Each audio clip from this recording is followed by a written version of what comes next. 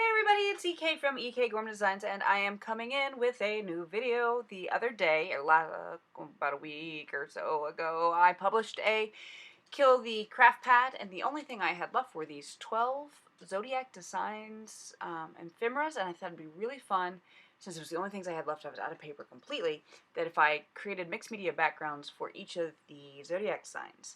So I did that with my gel plate. I pulled out for the first two some Distress Oxide reinkers and a brayer and my gel plate and some watercolor paper, and I started. Actually, this was a full experiment. I have some reinkers, and I don't necessarily need to reink my ink pads, but I want to be able to use them. So I've been playing around with different ways to play with them, and gel press, it's awesome. So I created two pieces, and then with a piece of scrap cardstock, created one more with whatever was left on the gel plate. And you can see I created two different looking styles, and I pulled out my shimmer spritz spray because, you know, zodiac signs, kind of space-like and star-like and shimmer from the sky. So that's what I'm trying to do, is create just kind of a fun background here. I heat set the shimmer spray over the distress inkers. And I really, again, probably had way too much fun with my gel plate and the reinkers. I'm kind of stunned with how cool the design came out. I trimmed up both of these pieces of cardstock, one to 4 inches by 5.25 inches, and the other one to fit perfectly onto an A2 card. Mainly because one's edges were good and one's weren't, so I had no problem mixing them up into two different sizes and putting them onto card frames. I wanted to use a little bit of the, again, if you missed the video that I created killing the entire ScrapBerry paper pads, it's a Far Off, it's a space themed paper pad. I used 2 different ephemera sheets, and again, the only things I had left were these 12 zodiac signs. But I also pulled some colored cardstock in to create all those different cards I created. And I have some left over, so I thought it'd be really fun just to use what bits of colored cardstock I had left to finish these cards. Now you're going to watch me play around with each of the different, I had 12 zodiac signs and this sheet of words. That's what I had left. But you're going to watch me play around from time to time with the different zodiacs onto the background, mainly because I'm creating the backgrounds and then finding which pieces look the best. Naturally, I wouldn't say the pink looked great on the teal colored background, but because of secondary, or actually think in this case it did. I think the purple pulled out the pink really nicely, and yeah. So this piece of cardstock here is what I had left on my gel plate, and I realized it would make the perfect matting for the card. So I just simply adhered it on, used a banner of it on the other card. See, I'm not making complete replicas. I'm trying to play. I'm really just playing around. These 12 cards are really about having fun and doing something a little different than I normally would. I finished this card off with little ivory seashell Nouveau drops. And there you go. There's the first 2 cards. Oh, I lied. Nope, I didn't. There's the first 2 cards. Now, I will warn you, for each pairing of cards, I used a different medium on my gel plate to create a different look. So whereas the first cards I used Distress Oxide Reinker, for the second cards I used some Distress Oxide Spray. Yes, they're different. There is a very distinct difference. I can't explain why. And sprayed some of the Distress Oxide Spray onto my gel plate, and then a little bit of my shimmer spray and frost, and came up with, I think, what are 2 very, very pretty designs. They were almost too pretty. Like, is that a thing, being too pretty? But in this case, I think, yes, they were too pretty. So to counteract that, I pulled my gel plate back out. Right? Now, I pulled my gel plate back out, and I didn't bother cleaning it off. I just add some Distress Oxide Spray and Fossilized Amber, and there was a lot of blue left, so it became very green. And then I added a little bit more pink and dabbed it up, and I really like I said, the originals were a little too pretty for a space look. I think this got me a lot closer to where I wanted to be, and I love how the Distress Oxide Spray layers. If you've never used it, yeah. it can actually build on top of each other while maintaining its original color still. Like there's variations in the color, but it's very cool how it can layer up. The Distress Oxide sprays, no, the Distress ink sprays that came before the Distress Oxides, they couldn't layer like this. They would just kind of become mud if you mix colors too often. So I really, really enjoy how the Distress Oxide sprays can layer on each other, and I'd never tried it on my gel plate until now, and boy was that fun, because you can kind of wet it down and let it get soupier. No, very cool. I do, however, have dyed hands now, and we're all just going to have to enjoy the color all over my fingers. I matted each of the Zodiac signs in a little bit of leftover scrapped cardstock and layered everything back up. So then I just dropped it onto my A2 card frame and layered over the cardstocks, and I just kind of built them up, I thought, in a fun way. I could be wrong, I often am. But I like how the colors play off of each other here. Again, I trimmed these cards up into two different sizes. One fit the card frame completely, one was a little bit smaller and matted in a full piece of cardstock. Yes, I had a lot of leftover purple. We're all just going to accept that. I'm still learning my new, see, this is where I laugh. I don't even know what we call the rolly tape thing. My tape dispenser? I'm still learning my tape dispenser. So, yeah, I don't use it well yet. It's just, there's that trick to it I don't have. I added a little bit of Nuvo drops and Sea Breeze Jewel, that's not correct. Anyway, it's clear, but it's slightly blue, and I like it. And I thought these two cards really worked well with some additional sentiments on them. I just thought they were kind of a nice play with the background. For cards 4 and 5, I pulled out my Distress inks, and I pulled out 4 colors that I thought would be really fun. It's the Picked Raspberry, Seedless Preserves, Wilted, is it Wilted? No, it's Destiny Concord, and Worn Lipstick. And I stamped them out in a lovely grid pattern. I'm not supposed to have favorite cards when I do things like this, but I'm not going to lie, this one's my favorite. It didn't take long at all, but boy is it cool looking! I thought I'd stamped enough out onto my gel plate to have fill the card. I hadn't. So one more row, and now you get to see how cool this is. I pulled out my brayer, which is kind of my favorite way to use my gel plate. And look how cool that is! Yeah, and then I sprayed a bunch of shimmer spray over what was left over. Pulled out another piece of watercolor paper. And that one's not quite as cool as the first, but boy, it came out really, really pretty, I think. And finally, one last piece just to absorb whatever was left so I could make more matting with it. I heat set the ink just so it would stop moving. And in fact, my grid system was a little too perfect, so I sprayed it and brayed it. It's not a word. I can't use it. I really tried to use bray as if like the brayer, but I rolled over it and kind of smeared it just a little bit and made it a little less pretty, but look how pretty it came out! I splashed a little bit of the shimmer spray onto it so it had some reflection and sparkle, and heat set it one last time. I trimmed both of the pieces of paper up, and then using the trimmed paper made a nice little ribbon on it, and found the Zodiac signs to put on top. The pink probably was a mistake. It blends in too nicely with the colors, but I find a solution for it. I adhered the light one to the card frame, and in fact used some score tape because it was so thin I didn't want to get rolly tape all over my mat. Yep, I'm going with rolly tape. It has an official name, I'm sure. Rolly tape it is. But I did use this, oh, see, this is where I realized I went too far over and I wasn't going to be able to get the other one on. Yeah.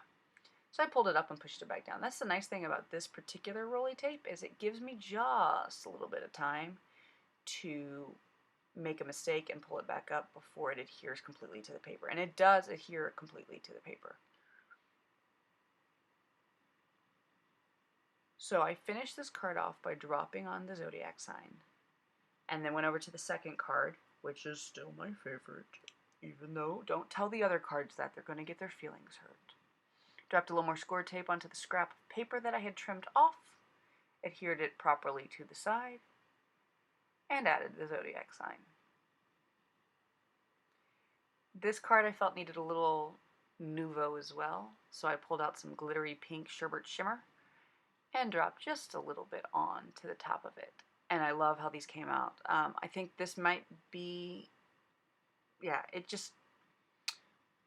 was so simple and easy, and I forgot how much I enjoyed using my distressed inks on a gel plate. Since I used the distressed inks, I thought it'd only be fair to use my distressed oxides as well, and I dropped fossilized ambered Modelon and it's not cracked pistachio. What is it? Peacock feather. Peacock feather onto my gel plate and sprayed a little water and cleaned up the mess using it.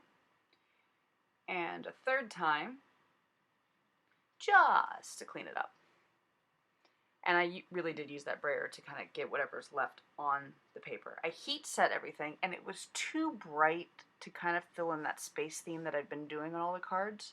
So I pulled out my black soot, distress oxide, and just blended the edges so that while the center was bright still and bold, the darkness around the edges had a nice effect. And because it's all distress oxide, I was able to spray a little clean water onto it and get a really cool effect. Now it's always the problem of deciding which of the random zodiac signs look good on the background.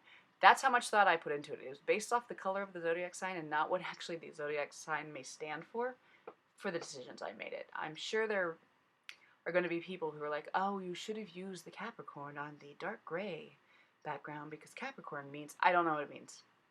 I have friends who are very into their zodiac signs, and these friends will be receiving their particular zodiac sign for their birthday months because I love them, but that's about as much as I can follow of the zodiac signs. I know what mine is. I don't know what my children's are.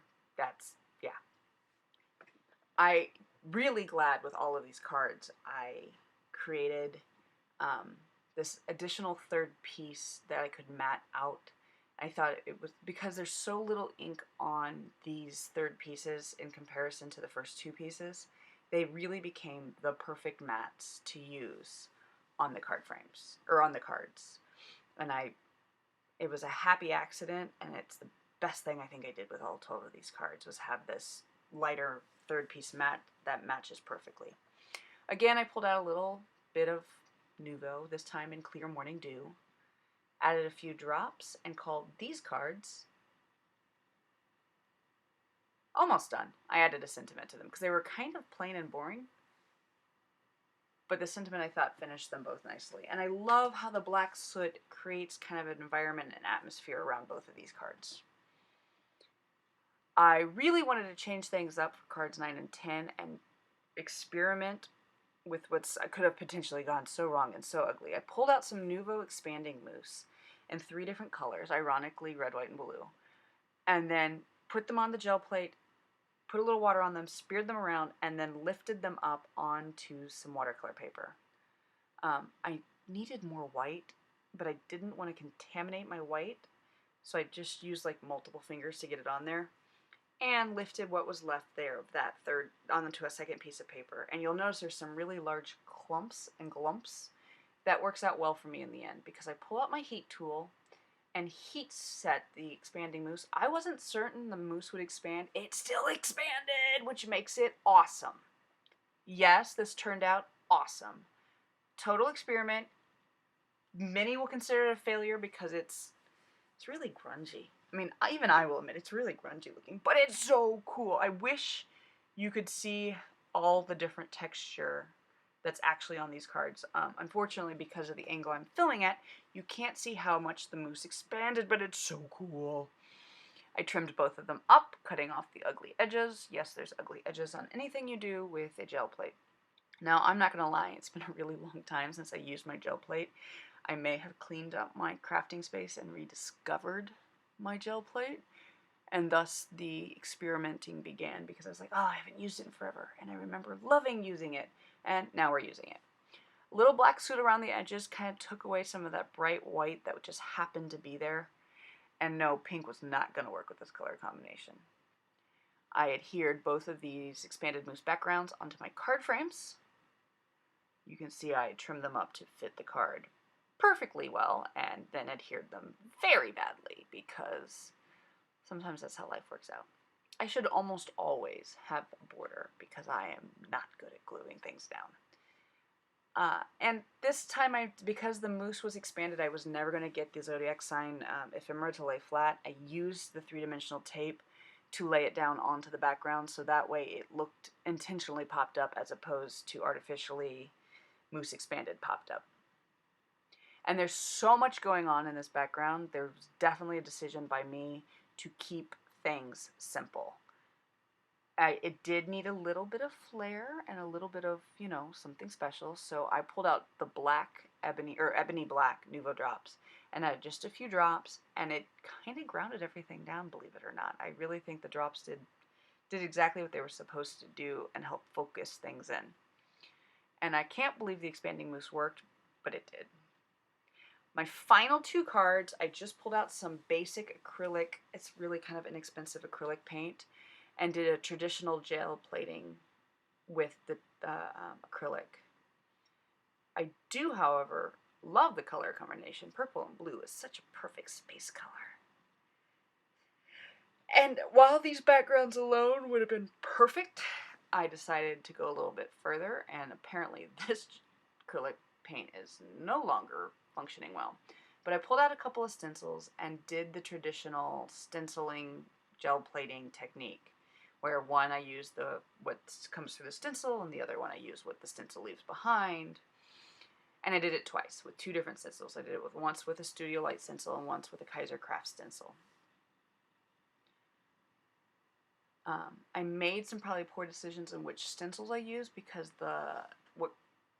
there isn't a lot of allowance for things to come through the stencil. I should have used more open stencils, but I like how they came out nonetheless. I had one last piece that I didn't tape. I managed to get a third piece of paper with that acrylic background with whatever was left on the gel plate, so I could mat up my last two Zodiac signs. And I'm really glad I did, because once again, I really think that it creates a fun background. So I trimmed up a little bit of the Zodiac, or not, oh, wow, brain. I trimmed up a little bit of what was on that third piece of acrylic gel plate paper, so I could have a cool banner going across. I like how much lighter this third piece came out than the first two, and I wanted to really play with that. So, like I said, fun banner, adhered onto the card frame, and trimmed off because it was longer than it should have been. I probably should have used them three-dimensional tape, but I didn't, because I hoard three-dimensional tape like it's my job, because I think it's expensive. I think it's awesome, and it does really cool effects, but I think it's expensive. And there we go. There's the last two cards and the 12 cards I created using the last 12 pieces of my Kill the Pack and ephemera sheets from the ScrapBerry Far Off Places collection. Let me know which of these 12 cards today is your favorite. And until then, happy crafting, everybody.